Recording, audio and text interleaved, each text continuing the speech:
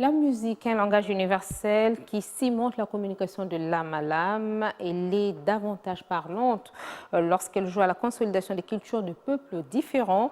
C'est ce qui s'est produit ce week-end au cours de la présentation à Kinshasa entre l'orchestre symphonique Kimbanguiste et le célèbre guitariste espagnol Rafael Serralé. Revivons ces instants de voyage avec le bâton des directions de Maestro Armand Dianguenda.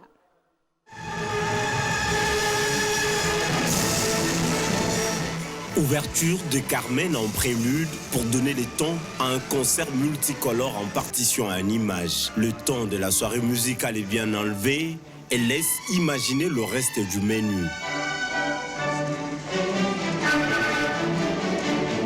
Quand la guitare de Raphaël rencontre la mélodie de l'orchestre symphonique kimbanguiste, l'assistance est éblouie, les âmes transportées. La symbiose des notes s'accumule, le duo RDC-Espagne crée une mélodie sans fausse note dans l'exécution de la célèbre chanson Ebalea Congo. Une consécration de l'amitié entre les deux peuples en ce moment difficile que traverse la RDC dans sa partie Est, en proie aux conflits armés. La rumba congolaise est sortie de l'Afrique mais est allée en Amérique espagnole. C'est l'Amérique hispanique où on a créé de nouveaux rythmes comme le cha-cha, le mambo, et la salsa, et tout ça est revenu ici et a été reconverti aussi dans la rumba congolaise. Le maestro a créé une institution qui est unique dans le pays, mais qui est aussi unique dans cette région de l'Afrique. Dans beaucoup de pays des alentours, il n'y a pas un orchestre symphonique permanent comme celle kimbanguiste. Et le niveau de cette chorale est exceptionnel. Nous reconnaissons son travail.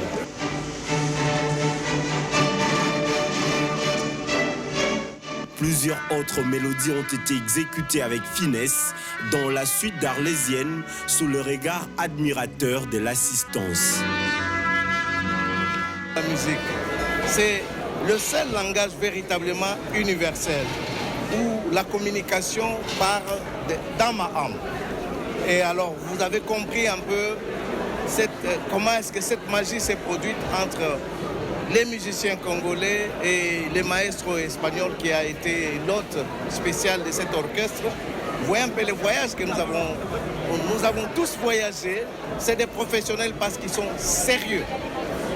Cet orchestre fait un travail tout à fait extraordinaire et depuis de longues années, vraiment ne cesse de monter en puissance.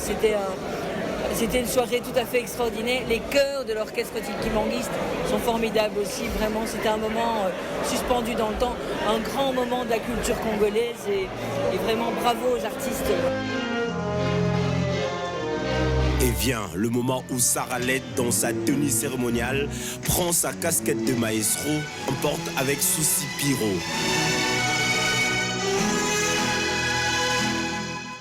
Une cérémonie ponctuée par la remise de prix par l'ambassadeur d'Espagne à ces deux ambassadeurs de la mixité culturelle Congo et espagnole. Une récompense aux 27 ans d'existence et de stabilité de l'OSK et l'apport culturel de Saralette.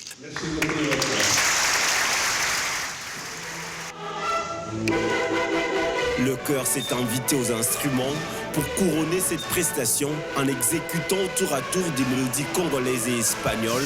L'on note, le Congo sera sauvé, Banaya Congo. Et enfin, Seguidilas.